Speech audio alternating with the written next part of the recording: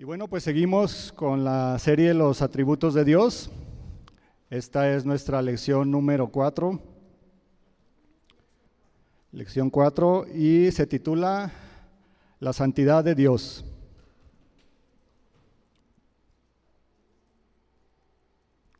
La santidad de Dios. Y como texto principal vamos a leer Isaías capítulo 6, desde el versículo 1. Isaías capítulo 6, vamos a leer desde el versículo 1. Y dice: En el año que murió el rey Usías, vi yo al Señor sentado sobre un trono alto y sublime, y sus faldas llenaban el templo.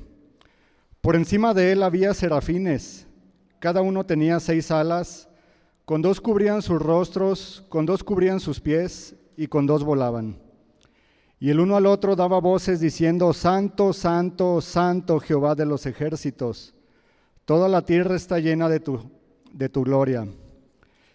Y los quiciales de las puertas se estremecieron con la voz del que clamaba, y la casa se llenó de humo.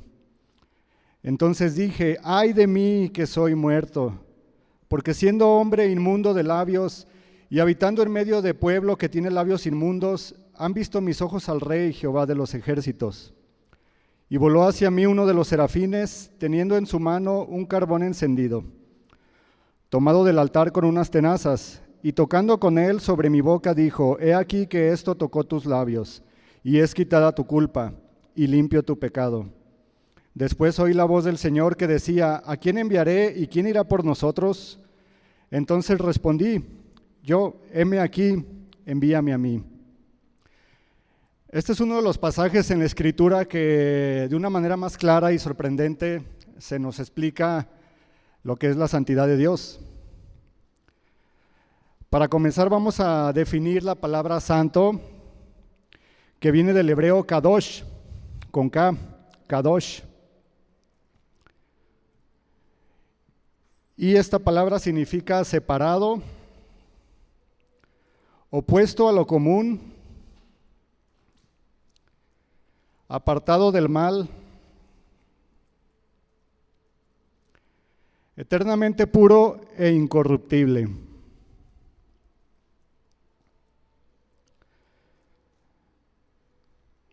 La santidad de Dios es uno de los atributos comunicables de Dios. Vamos a explicar lo que esto significa. Es comunicable en cierto grado. En teología se clasifican los atributos de Dios en comunicables e incomunicables. Los comunicables se refieren a aquellos atributos en los que Dios se comunica o nos comunica a nosotros. Por ejemplo,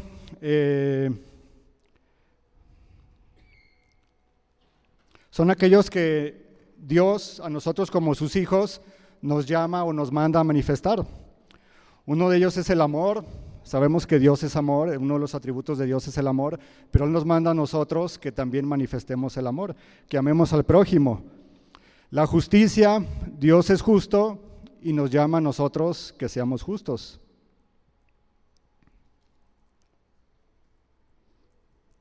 Su misericordia, Dios es misericordioso y nos manda a nosotros que tengamos también misericordia. Entonces, ahí estamos hablando de atributos comunicables, que los tiene Dios, pero que también nosotros debemos de manifestarlos. Los atributos incomunicables son los con los cuales Dios no se comunica con nosotros.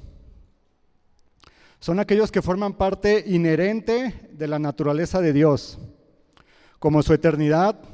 Dios es eterno, nosotros no somos eternos. Su omnipotencia, Dios es todopoderoso, nosotros no somos todopoderosos. Su omnipresencia, ya hemos visto estos atributos, Dios todo lo sabe, nosotros no sabemos a veces ni de nosotros mismos. Entonces estos atributos de Dios nosotros no los podemos manifestar.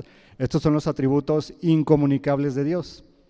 Entonces la santidad es un atributo incomunicable en el aspecto de que nosotros no somos totalmente santos como Dios.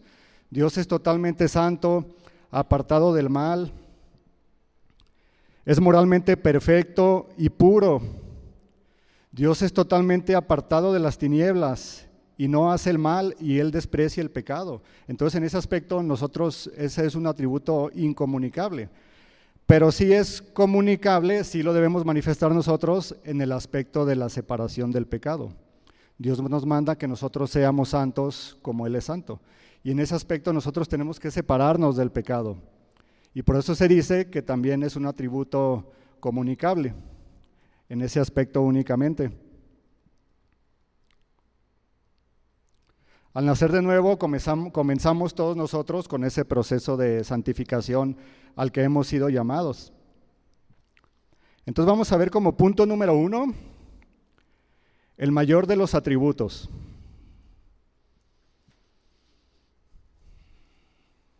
Punto número 1, el mayor de los atributos.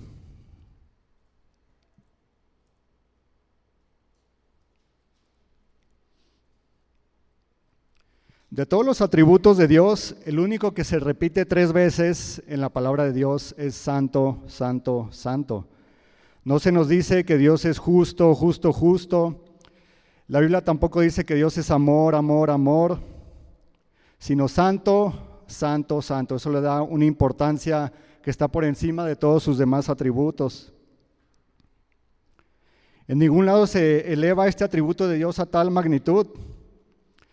Se dice que la santidad de Dios reúne todos los atributos en conjunto, porque la santidad de Dios nos habla y expresa toda la majestad, la distinción, la supremacía de Dios que lo hace único y digno de toda nuestra adoración y de toda nuestra gloria. Entonces se dice que el atributo de la santidad de Dios reúne todos y por lo tanto se considera el más importante. Nos habla tal cual de la naturaleza de Dios. Jesús hizo énfasis al enseñarnos a orar. Y lo primero que nos dijo que deberíamos hacer cuando hiciéramos alguna oración era decir: Padre nuestro que estás en los cielos, reconocer que Dios es nuestro Padre y está en los cielos. Y luego dice: santificado sea tu nombre. Entonces aquí Jesús nos decía que cada vez que nos acercáramos a Él en oración teníamos que reconocer su santidad. Teníamos que decir: santificado sea tu nombre, santo, santo, santo eres tú, Señor. Ese es el modelo y de esta manera nos explicaba el Señor Jesús que nosotros debíamos acercarnos a Él en oración. Los únicos lugares donde se repite 3 veces la palabra santo es en Isaías 3, lo acabamos de leer, ahorita lo vamos a explicar, y en Apocalipsis 4:8. Si quieren acompañarme a Apocalipsis 4:8, por favor.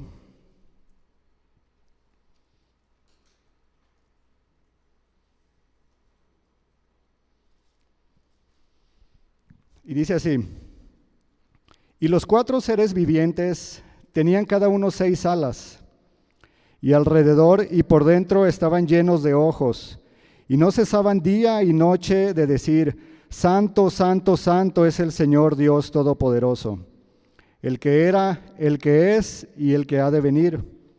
Y siempre que aquellos seres vivientes dan gloria y honra y acción de gracias al que está sentado en el trono, al que vive por los siglos de los siglos. Estos son los únicos 2 versículos, 2 lugares en la Biblia donde encontramos la palabra santo, santo, santo. Y vean de qué manera se expresa ese atributo de Dios. Aquí, al igual que en Isaías, en este pasaje de Apocalipsis, se dice que esos ángeles son serafines, al igual que los que se mencionan en Isaías. En Isaías sí se menciona que son serafines, que significa seres ardientes, porque están siempre ministrando en la presencia de Dios. No lo dice específicamente, pero bueno, los estudiosos dicen que también en esta porción de Apocalipsis se trata de serafines. Y vamos a abrir nuestras Biblias nuevamente en Isaías capítulo 6, versículo 1, por favor.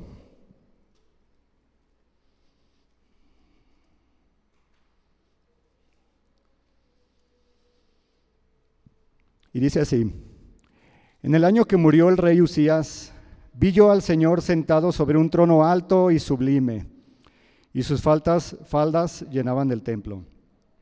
Aquí el contexto de este versículo es que Isaías venía de enterarse de la muerte del rey Uzías. El rey Uzías acababa de morir después de haberse ensoberbecido e ingresar al templo, atribuyéndose labores que eran exclusivos de los sacerdotes. Él murió de lepra como consecuencia de su pecado. Entonces dice aquí que Isaías estaba muy triste y por esta razón él acudió al templo. Y vio esta grande visión donde vio al Señor sentado sobre un trono alto y sublime.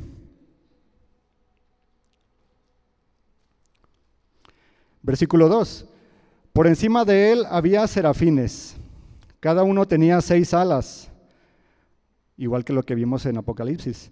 Con 2 cubrían sus rostros, con 2 cubrían sus pies y con 2 volaban. Entonces estos ángeles llamados serafines, que son los que clamaban santo, santo, santo, Jehová de los ejércitos, vemos que con sus alas, con 2 alas cubrían su rostro y con 2 alas cubrían sus pies. Entonces nosotros vemos que a pesar de que los serafines son seres totalmente puros, vemos aquí que ningún otro ser en la creación está tan cerca de la presencia de Dios como los serafines. Son los más, podemos decirlo así, los más privilegiados, son totalmente puros. Los serafines son santos, ellos no son seres caídos como nosotros, ellos no han hecho ningún mal, son totalmente puros y sin embargo vemos que ellos tapan con 2 de sus alas su rostro y con 2 alas sus pies. ¿Por qué? Porque ellos están demostrando aquí una total reverencia ante la presencia de Dios, porque los serafines comprenden exactamente lo que significa estar delante de un Dios santo. Ellos denotan reverencia y asombro, inspirados por la inmediata presencia de Dios. Y están cubiertos como si trataran de ocultarse lo más posible, o sea, son ellos dignos de ver a Jehová cara a cara. El reconocimiento que no son dignos ante la presencia del Santo. Y también cubren sus pies, porque al igual que lo vimos cuando Moisés vio aquella visión de Dios en la zarza, entonces los pies también significan impureza. Entonces nuevamente, aunque los serafines son totalmente santos y puros, ellos cubren sus pies en señal de reverencia. Entonces imagínense si los serafines, esos seres tan puros que están en la presencia de Dios, exhiben tal reverencia, con cuán profundo respeto deberíamos nosotros como criaturas contaminadas y pecadoras intentar acercarnos a Él. Muchas veces no pensamos en eso. La reverencia mostrada a Dios por los ángeles debe recordarnos nuestro propio atrevimiento en algunas ocasiones. Cuando llegamos de forma apresurada e irreverente o imprudente ante su presencia. ¿Por qué? Porque no entendemos o no hemos visto la magnitud de su santidad. ¿Cómo llegarían ustedes a hacerle una petición a un rey? ¿Han visto esas películas donde está el castillo, el palacio, y entonces llega aquel plebeyo y se abren las puertas enormes y hay un pasillo larguísimo y al final está el trono y ahí está sentado el rey? ¿Si han visto alguna imagen así parecida? ¿Cómo llega aquel plebeyo ante el rey a hacerle una petición? ¿Con obediencia? ¿Acaso llega diciéndole, oye, rey, vengo para que me eches la mano, échame la mano, es que fíjate que pues me robaban un caballo? ¿Así llegaría un súbdito delante del rey? ¿O llegaría diciéndome, oye, rey, ¿sabes qué? Vengo a pedirte que me hagas un paro. Hazme un paro porque ya no aguanto a mi vecino. ¿Llegarían así delante de un rey? Y muchas veces con ese tipo de expresiones llegamos delante de Dios. ¿Por qué? Quizás para algunas personas estar en la presencia de Dios o acercarse a Él se puede convertir en algo rutinario e inclusive puede tornarse algo religioso. Y olvidamos delante de quién estamos presentes. Expresiones como Diosito, Jesucito, mandar memes o caricaturas de Jesús. ¿Algunos de ustedes les han mandado algún meme de Jesús? ¿A alguien se le hace correcto eso? Esta y otras expresiones o maneras de acercarnos a Él, dice la Escritura, que son irreverentes. Y es usar su nombre en vano. Y la palabra dice que eso es un pecado. Dios no es un diosito, Dios es un Dios santo y majestuoso. Jesús no es un Jesucito, Jesús es Cristo, el Señor de señores. Entonces debemos de abstenernos y alejarnos de toda esa clase de comportamientos. Vemos el ejemplo de los serafines. Vamos al versículo 3, ahí mismo en Isaías. Y el uno al otro daba voces diciendo: Santo, santo, santo, Jehová de los ejércitos, toda la tierra está llena de su gloria. Entonces aquí la repetición de 3 veces, que se le llama también trisagio, repetir 3 veces la palabra santo, era para subrayar intensamente la cualidad. Por tanto, aquí los serafines expresaban con fuerza y pasión la verdad de la suprema santidad de Dios. Eso se le llama trisagio, santo, santo, santo. Versículo 5. Entonces dije, hablando de Isaías: ay de mí que soy muerto, porque siendo hombre inmundo de labios y habitando en medio de pueblo que tiene labios inmundos, han visto mis ojos al Rey Jehová de los ejércitos. Fíjense la expresión de Isaías. Isaías era probablemente el hombre más justo de la región. Era un hombre que pues, seguramente era un ejemplo para muchos, ¿no? Y sin embargo él, cuando ve esta visión, dice: ay de mí que soy muerto. Ese ay de mí significa hasta aquí llegué, o sea, estoy acabado, de aquí no paso, ¿no? Porque siendo hombre inmundo de labios inmundos, en medio de un pueblo que tiene labios inmundos, han visto mis ojos al Rey. Entonces lo primero que hace Isaías es gritar como una expresión de terror, de miedo, de asombro: ay de mí. En el Antiguo Testamento los judíos utilizaban como recursos literarios los mensajes de bienestar, como bienaventurado. Recuerden cuando Jesús utilizó muchas veces esta palabra, bienaventurado. Pero al contrario, había un mensaje que era el juicio de Dios, y era ay. ¿Se acuerdan cuando Jesús le dijo a los escribas y fariseos: ay de ustedes, escribas y fariseos hipócritas? ¿Qué creen que les estaba diciendo Jesús? Híjole, no saben lo que les espera. Es exactamente lo que le estaba diciendo los fariseos.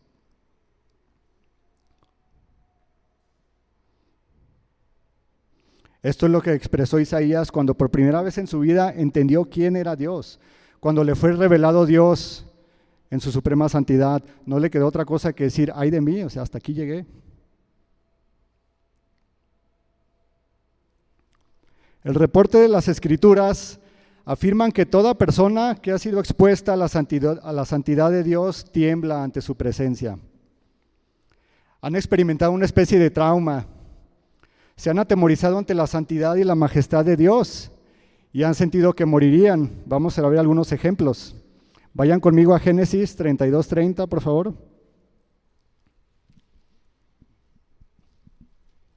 Génesis 32:30.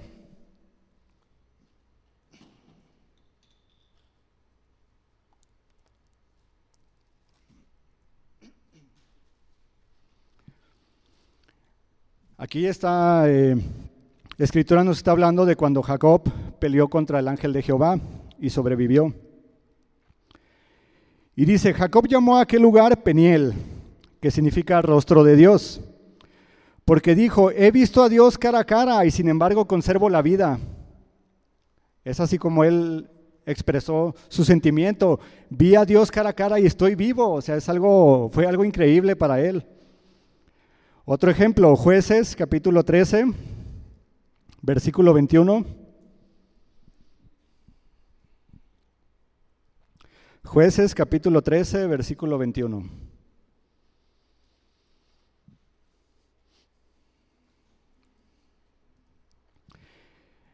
Está hablando aquí de Manoa y su mujer, que eran los papás de Sansón. El ángel se les había revelado para indicarles que iban a tener a ese hijo. Y dice: entonces conoció Manoa que era el ángel de Jehová. Y dijo Manoa a su mujer: ciertamente moriremos porque a Dios hemos visto. Nuevamente, Esa fue la expresión de ellos. Ciertamente moriremos porque a Dios hemos visto. Habacuc 3, versículo 16. Habacuc 3, versículo 16.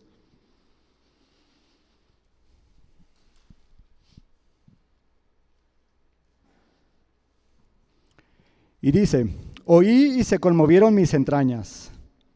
Está oyendo la voz de Dios. A la voz temblaron mis labios y pudrición entró en mis huesos. Y dentro de mí me estremecí. Se estremeció Habacuc después de estar en la presencia de Dios. Otro ejemplo, ya más nos faltan 30. Job 42, versículo 5. Job capítulo 42, versículo 5.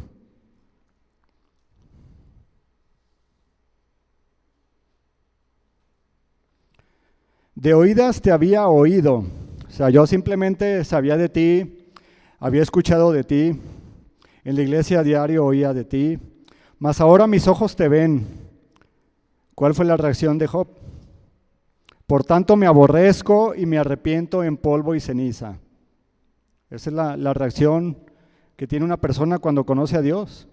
Se ve a sí misma en su pecado y es lo que dijo Job, me aborrezco y me arrepiento en polvo y ceniza. Él había estado altercando, discutiendo con Dios acerca de todas las pruebas que le habían sobrevenido, pero cuando realmente conoce a Dios y Dios le empieza a decir, oye, pues ¿tú quién eres? ¿Dónde estabas tú cuando yo creí el universo? Entonces él entendió la santidad de Dios y se aborreció a sí mismo, viéndose así en su calidad de criatura caída, de pecador. Último ejemplo, Lucas 5, versículo 8. Lucas 5, versículo 8.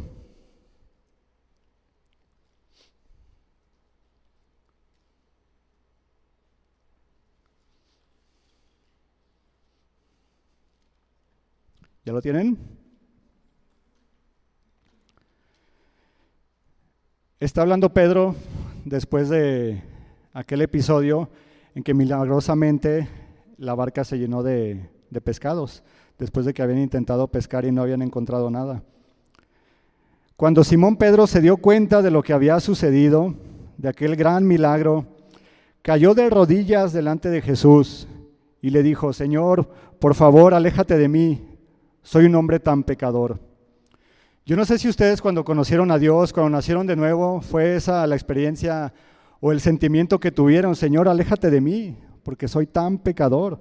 Es lo que vio aquí Pedro cuando vio a Jesús y le fue revelada su santidad y su majestad, y él sabía que Jesús era Dios.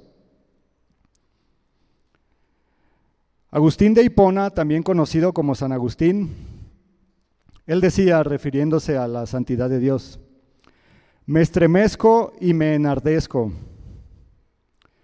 Aquí está hablando me estremezco de temor a Dios. Enardezco está hablando de ardor, habla como de encenderse, o sea, me enciendo.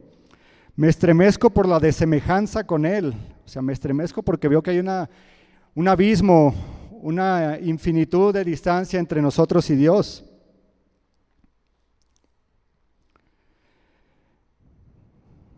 Y me enardezco por la semejanza con Él, o sea, en cierto aspecto nosotros hemos sido hechos a la imagen de Dios. Tenemos una semejanza con Él y es lo que le hacía a Él asombrarse, temblar, encenderse y por eso decía me enardezco. Esa similitud que tenemos con Dios es la que nos hace y la que nos ordena separarnos del pecado. Un teólogo alemán llamado Rudolf Otto, por si lo quieren apuntar, definió la experiencia ante la santidad de Dios como el mysterium tremendum, o sea, el misterio tremendo o el tremendo misterio. Y es así como él definía la santidad de Dios, como algo inexplicable, un tremendo misterio, algo que no se puede definir con palabras, algo tremendamente inexplicable. Salmo 111, 9.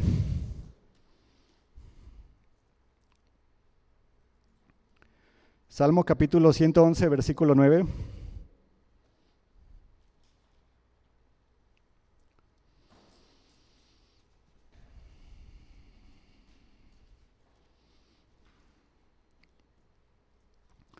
Y dice así: santo y temible es su nombre. ¿Cómo es el nombre de Dios? Es santo y temible, no debe tomarse a la ligera. El nombre de Dios de ninguna manera debe tomarse a la ligera. No podemos para todo estar mencionando el nombre de Dios, porque es un nombre santo y temible. Vamos al punto número 2 de nuestra enseñanza. Punto número 2, y dice: enseñar la palabra de un Dios santo requiere maestros santos.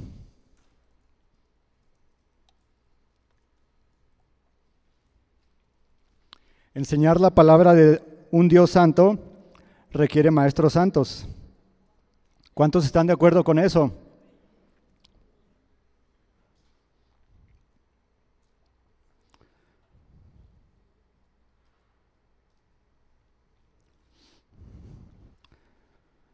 Somos llamados a ser santos. Fuimos comprados por Dios para ser exclusivamente suyos.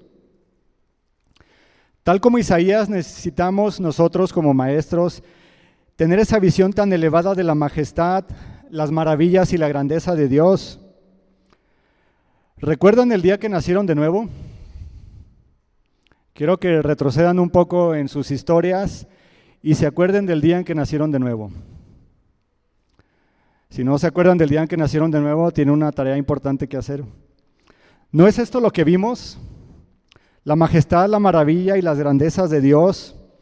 ¿Acaso cuando nos fue revelada la majestad de Dios y su santidad, no dijimos: ay de mí que soy pecador?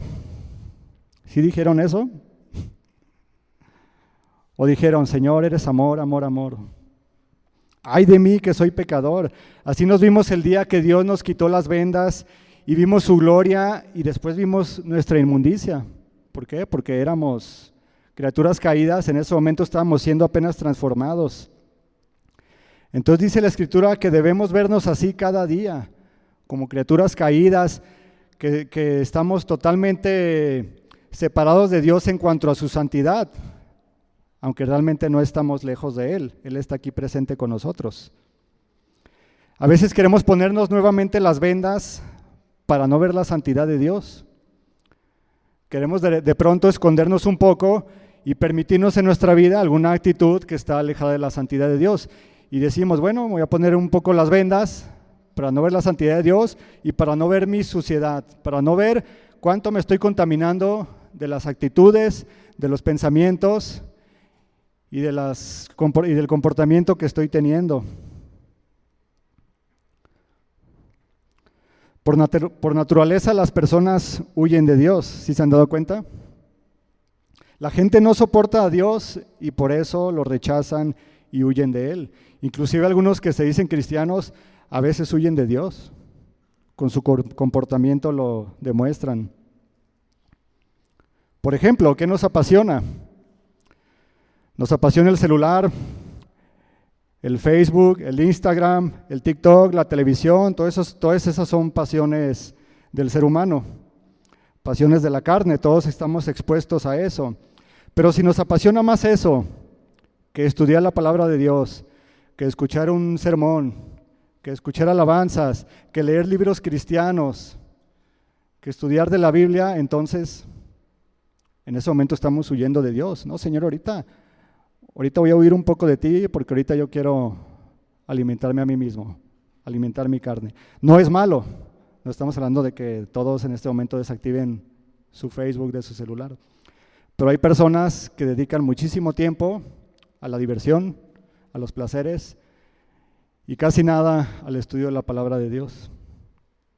Tenemos que ver en dónde está nuestro corazón y qué es lo que amamos, qué es lo que nos apasiona. A veces no queremos vernos y decir como Isaías: ay de mí que soy pecador. ¿Por qué? Porque obviamente eso afecta la autoestima de las personas, ¿no? Todos lo que queremos es elevar nuestra autoestima, sentirnos muy bien, sentirnos amados, apreciados, pero muchas veces queremos ponernos la venda y no nos vemos cuando cometemos pecado y se empieza a acumular esa suciedad.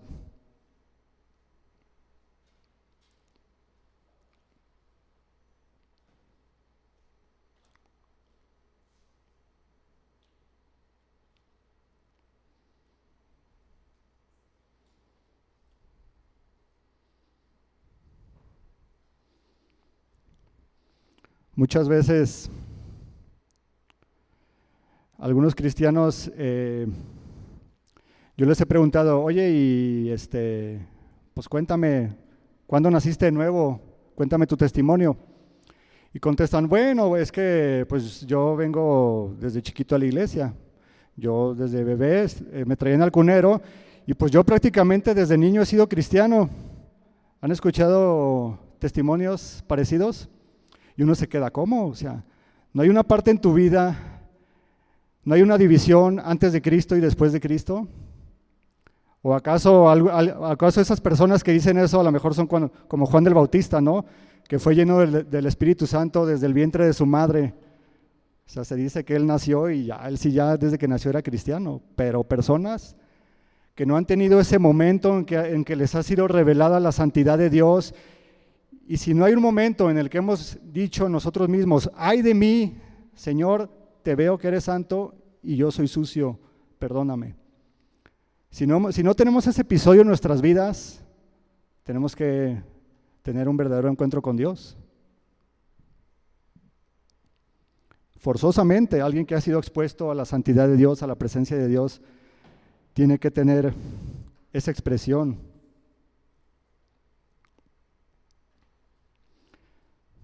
Muchas veces nos vemos, a mí me ha pasado, cometo un error y siento repulsión. Y podemos tener sentimientos o preguntas y decir, ¿cómo puede ser posible que yo haya hecho eso? ¿Cómo pude ser tan grosero? ¿Cómo pude haber dicho eso? ¿Cómo pude ser tan egoísta? ¿Cómo pude ser tan envidioso?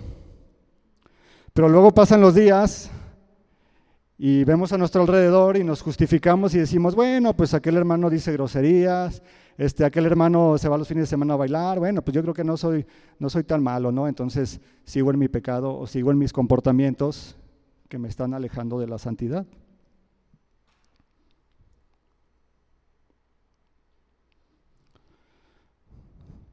Pensamos como el publicano o como el fariseo. Aquel fariseo que daba gracias a Dios por no ser aparentemente pecador. Gracias, Señor, porque yo no fumo, yo no digo groserías, yo no tomo, yo no le pego a mi esposa, yo no le grito a mi esposo, yo ni siquiera tengo Face. El Face no es pecado, ¿eh? Pero ¿qué pasaba? Que este fariseo realmente él tenía las vendas puestas todavía. No le había sido revelada la santidad de Dios, por eso él seguía pensando en sus comportamientos externos que aparentemente él era santo. Sin embargo, el publicano, tal como Job, él sí decía, me aborrezco, Señor, perdóname, no soy digno, soy un pecador.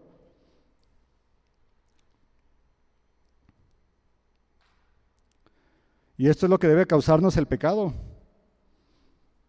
Todos pecamos, ¿cierto?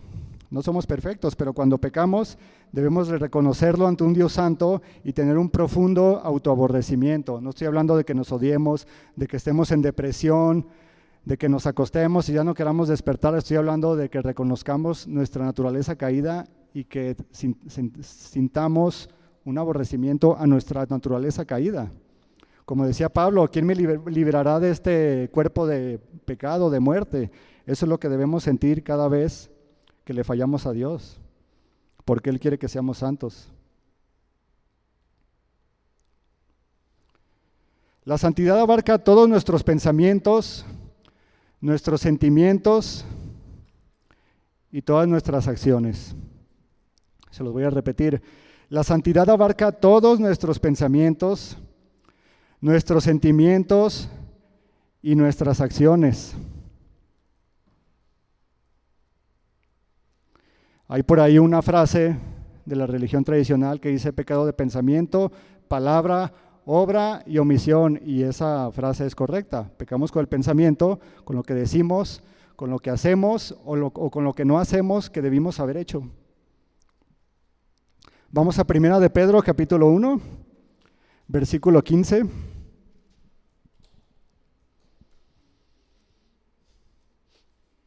Primera de Pedro, capítulo 1, versículo 15.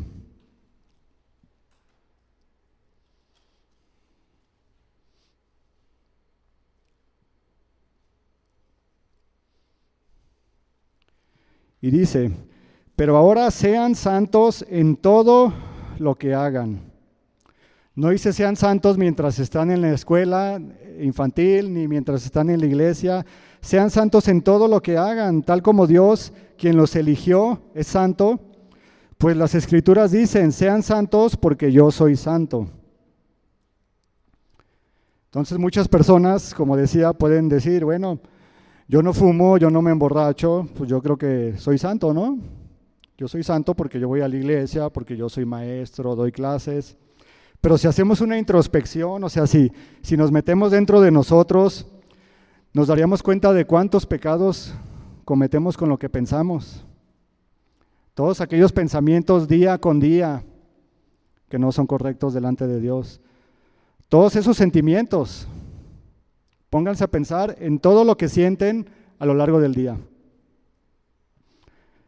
Todos sus sentimientos son totalmente puros.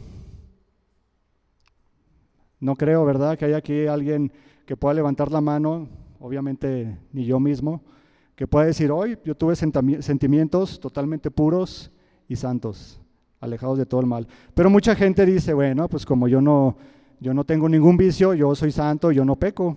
Y yo pues casi ni me arrepiento porque no tengo necesidad. Me acordé ahorita de una anécdota que cuenta Martín Lutero. Él tenía un trauma tal con el pecado que dicen que iba, antes de convertirse al cristianismo, iba con el sacerdote diario, pasaba horas confesándose con el sacerdote.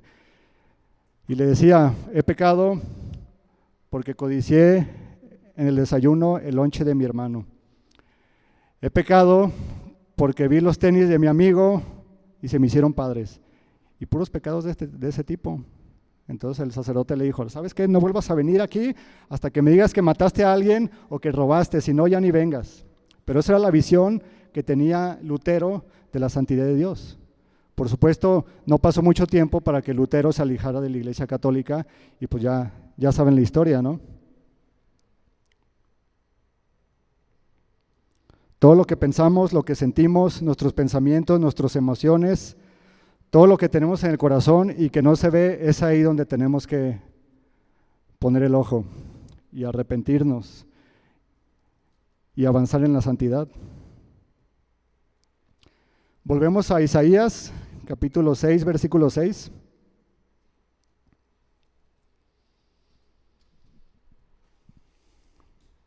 Y dice, y voló hacia mí uno de los serafines, teniendo en su mano un carbón encendido, tomado del altar con unas tenazas, y tocando con él sobre mi boca, dijo, he aquí que esto tocó tus labios, y es quitada tu culpa, y limpio tu pecado. Entonces, cuando Dios nos abre los ojos para ver su santidad, Él no lo hace para destruirnos. Él no nos dice, eres un pecador, una criatura miserable y caída, y nos manda al infierno inmediatamente. No, Él lo hace para perdonarnos, para darnos vida, para que nosotros reconozcamos nuestra suciedad y nos arrepintamos. Vean lo que dice Proverbios 16, versículo 6. Si quieren nada más anótenlo. La cita dice, con amor inagotable y fidelidad se perdona el pecado. Así es como Dios nos ha perdonado, con amor inagotable y fidelidad. Con el temor del Señor, el mal se evita, esa es nuestra parte, temer a Dios y evitar el mal.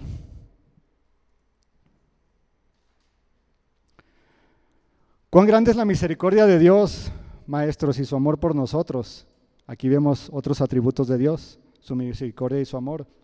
Él sabe que somos criaturas caídas, pero no nos destruye por su maldad.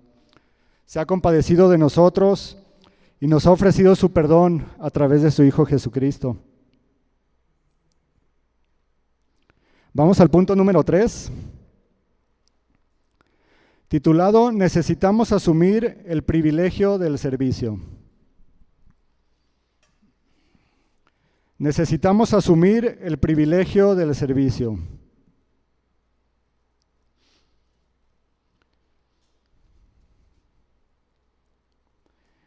Y seguimos con Isaías en el versículo 8.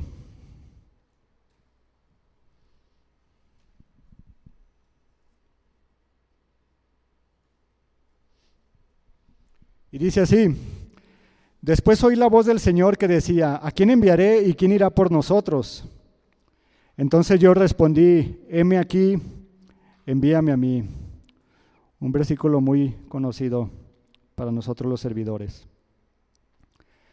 Dios en su gracia, en su soberanía y su bondad, quiso darle a Isaías el privilegio de que lo sirviera. Asimismo, en su gracia, su soberanía y su bondad, Él ha querido que nosotros le sirvamos, maestros. Su gracia, su soberanía y su bondad, aquí vemos otros atributos de Dios. Él quiso que nosotros lo hiciéramos. Esto puede ser también un llamado para aquellas personas que escuchen o vean este mensaje, de que Dios sigue diciendo, ¿a quién enviaré y quién irá?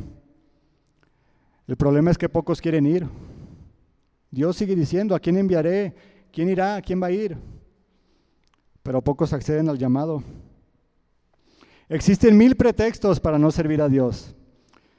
O digamos razones para no servirlo, ¿no? Porque para no herir susceptibilidades. No vamos a llamarlo pretextos, vamos a llamarlo razones para no servirlo.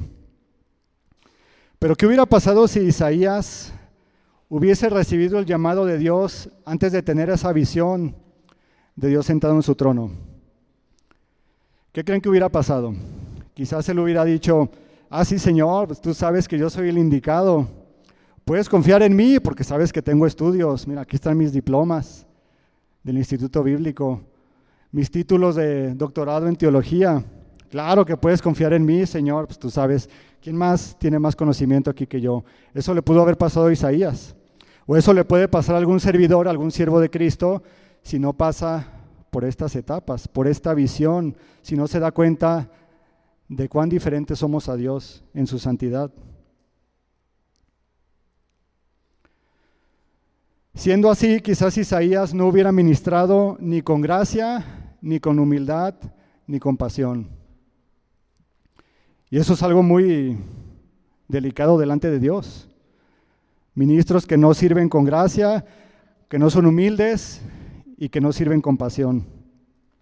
Pero Isaías necesitaba pasar por varias etapas antes de ser enviado, para ser formado. Tuvo que pasar por un periodo, por un proceso de 4 etapas. Vamos a ver cuáles fueron.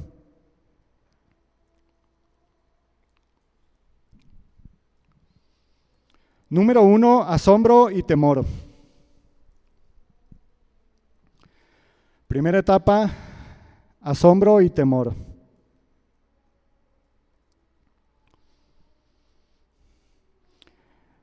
Al estar expuesto a la presencia santa y gloriosa de Dios, al comprender sus atributos y su majestad, y temor al ser revelada su naturaleza pecadora, eso fue lo que sintió Isaías, primero asombro y luego temor al verse tan pecador. Salmo 2:11, solo anoten la cita, Salmo 2:11, dice, sirvan al Señor con temor reverente y alégrense con temblor. ¿Cómo debemos servir al Señor? Con un temor reverente. Y aquí temor significa temor. No hay más. Temor es temor, temor a Dios. Un temor reverente, sabiendo que servimos a un Dios santo, y alegrarnos con temblor. Sí le tememos, pero nos alegramos porque somos sus hijos. Pero eso también nos hace temblar, nos hace ser precavidos, cuidadosos. Segunda etapa, la culpa. Segunda etapa que tuvo que pasar Isaías, la culpa. Él se sintió profundamente culpable de sus pecados. Sin lugar a dudas, y sucio, impuro y digno de muerte.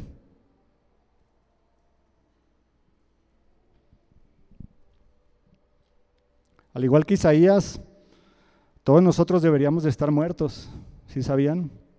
Todos íbamos caminos a la muerte, camino a la muerte. Éramos menos que nada delante de Dios. Tercera etapa del proceso de Isaías, la gracia.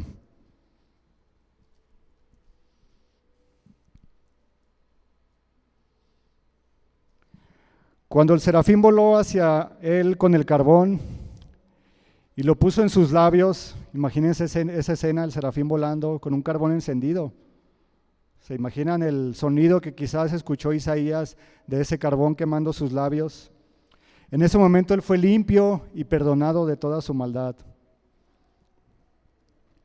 Y gracias al amor y la misericordia de Dios, que tal como aquel serafín que voló desde el altar y puso ese carbón en Isaías y lo limpió de su pecado, así también con nosotros en el monte Gólgota se manifestó el sacrificio de su Hijo Jesucristo. Habiendo Cristo derramado su sangre preciosa por todos nosotros y nos purificó de nuestra maldad, nosotros hemos pasado por ese mismo proceso que pasó Isaías. Última etapa fue la gratitud.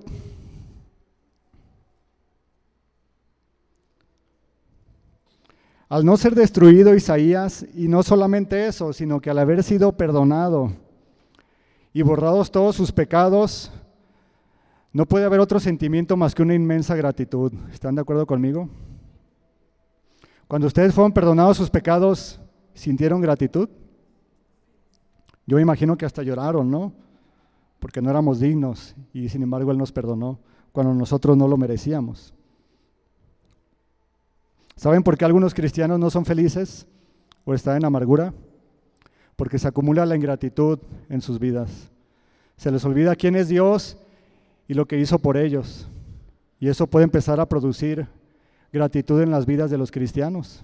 Y hay muchos cristianos así, que vienen, sirven, ministran, pero es una rutina. Cada día debemos de decir, Señor, gracias, gracias por permitirme estar aquí, gracias por haberme escogido para ser maestro, gracias por haberme perdonado mis pecados. Dice Hebreos 12:28.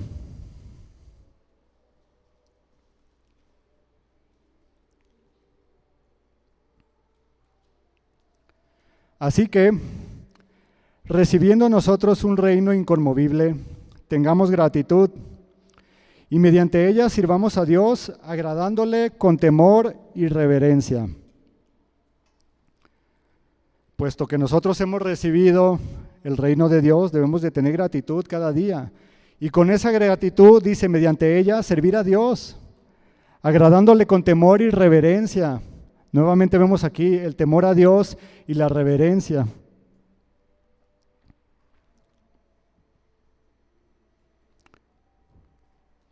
Isaías 57:15.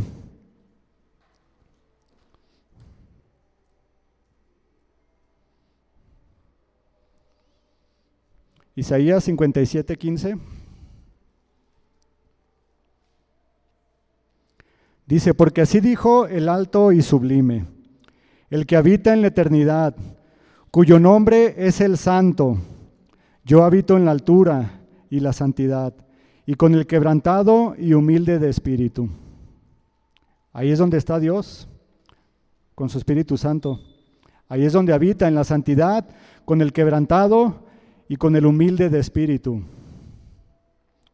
¿Qué es lo contrario de esto? Un corazón soberbio. Vamos a un punto número 4. Punto número 4, Dios no negocia su santidad.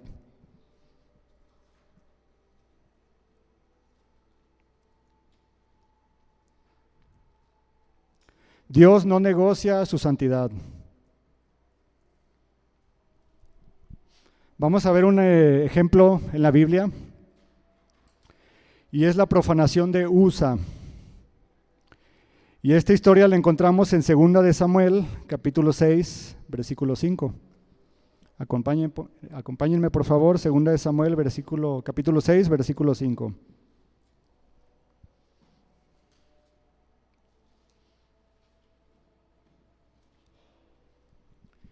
Y está hablando aquí de cuando por fin venía el rey David para regresar el arca a Jerusalén. Y dice que David y todo el pueblo de Israel celebraban ante el Señor, entonando canciones y tocando todo tipo de instrumentos musicales, liras, arpas, panderetas, castañuelas y címbalos. Cuando llegaron al campo de trillar de Nacón, los bueyes tropezaron Y Usa extendió su mano, extendió la mano para sujetar el arca de Dios. Entonces encendió el enojo del Señor contra Usa, y Dios lo hirió de muerte debido a lo que hizo. Así fue como Usa murió allí mismo junto al arca de Dios. Entonces David se enojó, porque la ira del Señor se había desatado contra Usa, y llamó a ese lugar Fares Usa, que significa desatarse contra Usa, nombre que conserva hasta el día de hoy. Muchas personas, yo me incluyo, cuando por primera vez conocí esta historia, podemos decir que la intención de Usa quizás era buena, ¿no? Estaban ahí los animales, se tropezaron, el arca estaba a punto de caerse a la tierra y quizás Usa pudo haber dicho, esto no puede pasar. Entonces Usa trató de hacer un bien, entre comillas, él quería hacer algo aparentemente bueno y agarró el arca para que no se cayera. ¿Y cuál fue el resultado? Que en ese mismo momento se desató la ira de Dios y él fue consumido. Entonces Dios no negocia su santidad. Usa sabía, todos sabían, los encargados de llevar el arca, que no podían por ninguna manera, por ningún motivo, bajo ninguna circunstancia, tocar el arca de Dios. Pero él, como estaba distraído en ese momento, pues se le hizo fácil y la tocó, y el resultado fue su muerte.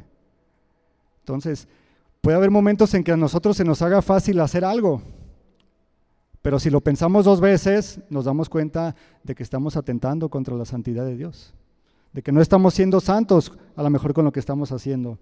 Y esta es una historia, aquí mismo dice que David se enojó, o sea, él llevaba toda la fiesta, todos iban felices, cantando y danzando, y de repente se acabó la fiesta por una persona que no comprendía el carácter santo de Dios y sus mandamientos. Dios no negocia su santidad. Sed santos en toda vuestra manera de vivir, dice el Señor. Y eso implica todo lo que hagamos. Todo lo que hagamos en nuestra vida implica la santidad y también nuestra obediencia. Vamos a ver otra historia, el pecado de Nadab y Abiú. Y esta está en Levítico capítulo 10, versículo 1. El pecado de Nadab y Abiú.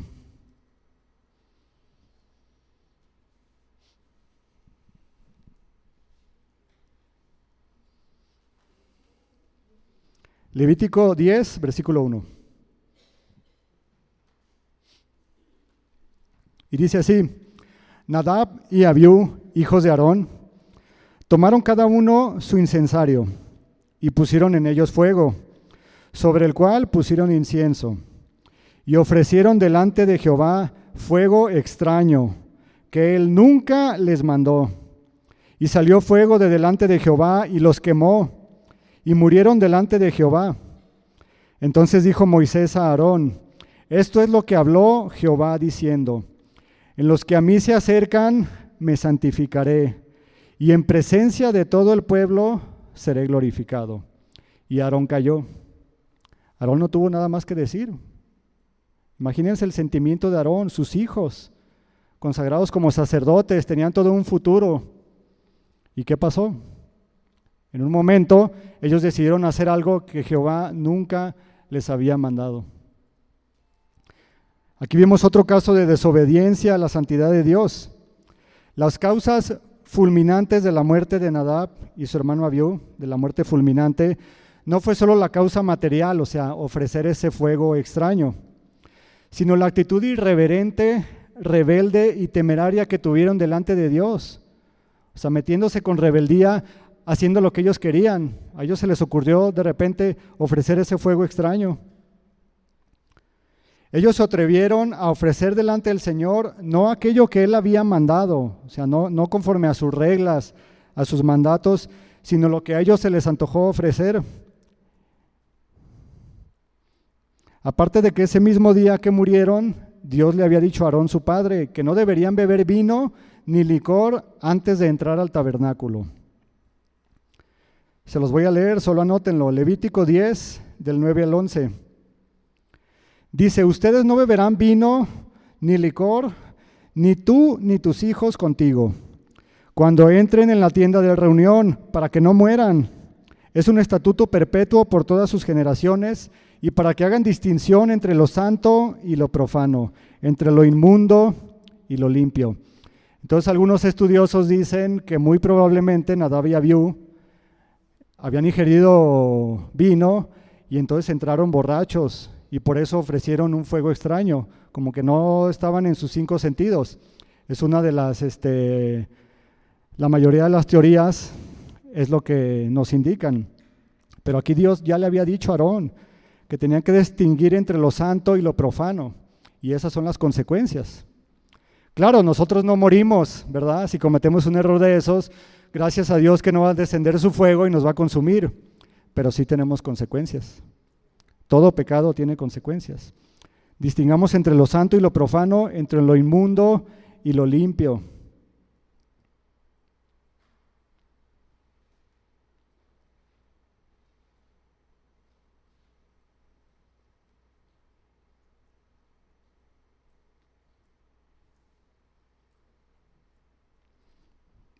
Esto nos enseña que no podemos servir según nuestros propios términos. ¿Sí sabían que todo siervo de Dios tiene que servir bajo los términos de Dios? Tampoco podemos hacer las cosas a nuestra manera, bajo nuestras propias reglas. Sabemos todo lo que tenemos que hacer en el ministerio, pero muchas veces decidimos irnos por otro camino y hacer lo que a nosotros se nos hace mejor o más sabio, ¿no? La historia de Usa, de Nadab y Abiú nos debe llevar a pensar en actitudes y acciones que consideramos buenas, pero que delante de la santidad de Dios no lo son. Por ejemplo, ¿cómo controlamos nuestros impulsos? De repente alguien nos hace enojar o alguien nos tumba algo, nos mancha, nos tropezamos con un niño tira algo y nos cae y el primer impulso a lo mejor es enojarnos, ¿no? Pero cuando nos detenemos a evaluar todos esos impulsos nos damos cuenta de que no estamos actuando conforme a la voluntad de Dios, de un Dios santo. Y muchas veces tenemos comportamientos que no pertenecen a un hijo de Dios, sino a costumbres del mundo. ¿Qué me dicen de las veces de algunas personas que disfrazan groserías, utilizando una palabra muy similar a la grosería? ¿Sí han escuchado personas? No dicen la grosería, pero dicen una palabra que no es grosería, pero que suena parecido, ¿no? Y lo hacen a lo mejor como diversión. Dicen, bueno, pues todo el mundo habla así, es divertido, no estoy siendo grosero, pero ¿cuál es la actitud del corazón? Estás disfrazando una grosería. Yo siempre he dicho, si una palabra no la dirías en una enseñanza como ahorita, pues entonces nunca la digas, porque no es correcto. Y si sabes que no lo dirías en un lugar como este, pues entonces no lo digas en ningún lado. Eso no son costumbres de un hijo de Dios, pero las utilizan como una forma divertida de hablar. O siervos de Dios que mienten inclusive en asuntos del ministerio. Hay gente, todos hemos conocido gente que de repente dicen algo, ok, y luego nos damos cuenta de que estaba mintiendo. Y hay gente que tiene una manera, una costumbre tan fácil de mentir. Inclusive, obviamente no estoy diciendo que todas las circunstancias son así, pero hay gente que deja de venir a la iglesia argumentando una situación que nunca pasó. Yo sé que la mayoría de las veces todos decimos la verdad, pero yo he sabido de ocasiones que no es así. Entonces, como cristianos, como hijos de Dios, de un Dios santo, muchas veces se nos hace tan fácil cometer ese tipo de pecados y sabemos que una mentira es una mentira, ¿sí? Y la hacemos en circunstancias que tienen que ver con el ministerio. Y esto es algo que está totalmente alejado a la voluntad de Dios, de un Dios santo. Vamos a ver la última historia, ya para terminar, y es la arrogancia del rey Usías.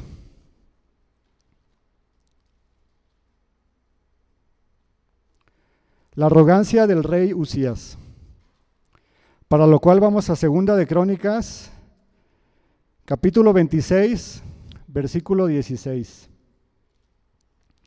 Segunda de Crónicas 26, 16.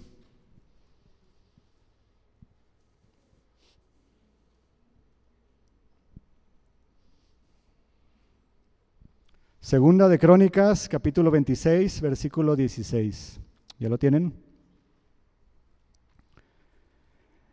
Vemos aquí la historia del rey Usías antes de que Isaías entrara al templo y viera esa gran división. Y dice así: mas cuando ya era fuerte, hablando del rey Usías, recordemos que el rey Usías comenzó a reinar cuando tenía 16 años. Cuando ya era fuerte, su corazón se enalteció para su ruina, porque se rebeló contra Jehová su Dios, entrando al templo de Jehová para quemar incienso en el altar del incienso. Y entró tras él el sacerdote Azarías, y con él 80 sacerdotes de Jehová, varones valientes. Y se pusieron contra el rey Usías, y le dijeron: no te corresponde a ti, oh Usías, quemar el incienso a Jehová, sino a los sacerdotes hijos de Aarón, que son consagrados para quemarlo.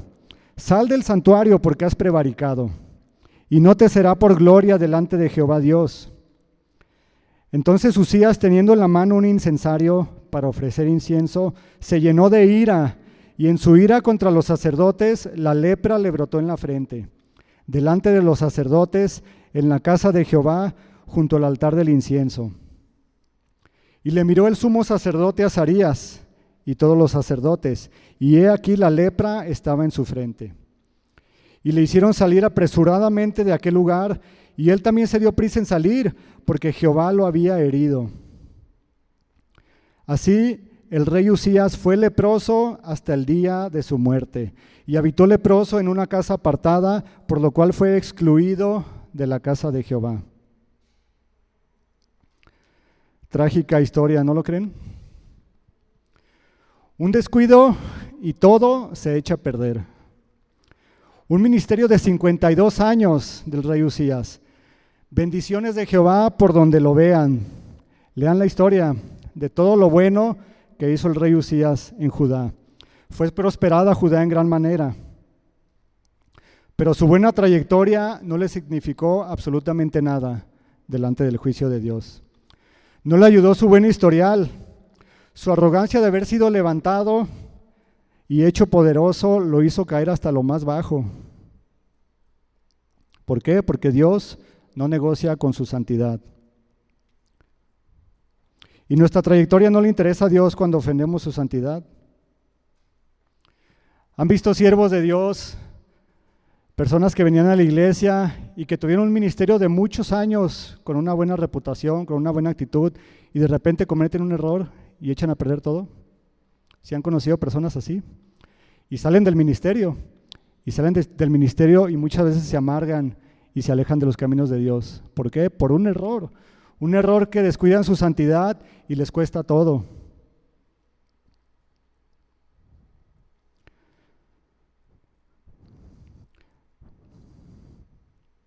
¿Pero por qué pasa esto? ¿Por qué todos estos hombres, grandes hombres de Dios, terminaron así como lo hicieron? Muertos, fulminados por Dios. ¿Qué le pasó a estos grandes hombres que Dios usó? Al no comprender el carácter santo de Dios, cometieron errores fatales. Así en nuestra vida podemos cometer un error que nos va a arruinar para siempre. Esto puede pasar cuando cuando las personas no terminan de comprender el carácter santo de Dios, que ministramos, que servimos, que estamos delante de un Dios santo que no tolera el pecado y que tenemos que ministrarlo, tenemos que servirlo y vivir conforme a sus ordenanzas, conforme a sus mandamientos. Sí o sí. Como conclusión, maestros, la buena noticia es que la misma santidad que nos separa de Dios, su carácter santo, es lo que ha hecho que Él se acerque a nosotros por medio de su Hijo Jesucristo. Ahora tenemos acceso a su gracia, a su presencia. Puesto que ya hemos sido justificados, ya no tenemos que pararnos delante de Dios y decirle: ay de mí que soy pecador, porque ya somos justos delante de Él. Ahora somos bienvenidos a la presencia de un Dios santo. Por supuesto, tenemos que venir asombrados con un espíritu de reverencia y de adoración, pero ya no venimos con ese temor de que podemos ser fulminados en un instante si cometemos un error que atente en contra de su santidad. La maravillosa noticia para nosotros la encontramos en Hebreos capítulo 4, del 14 al 16.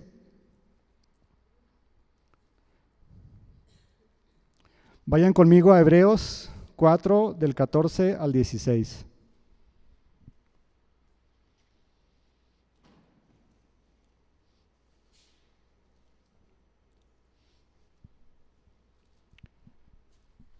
Y dice: por lo tanto, ya que tenemos un gran sumo sacerdote que entró en el cielo, Jesús, el Hijo de Dios, aferrémonos a lo que creemos.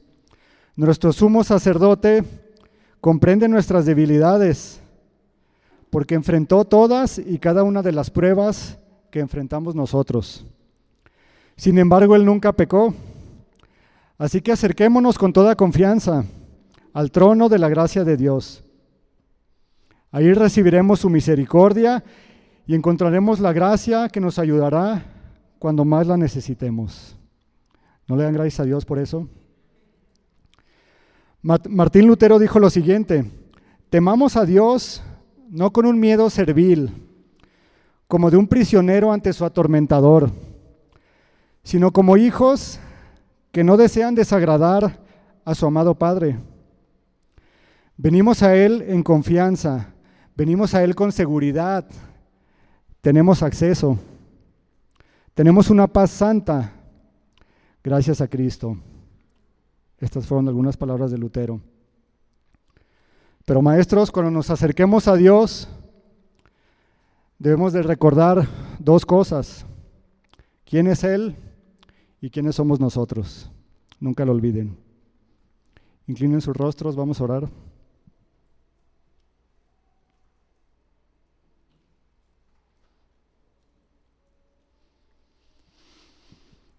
Señor, esta noche estamos delante de ti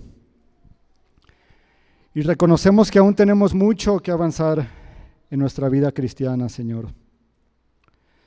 Hemos aprendido y conocido un poco más de tu carácter santo y eso nos hace vernos aún más pecadores, oh Dios.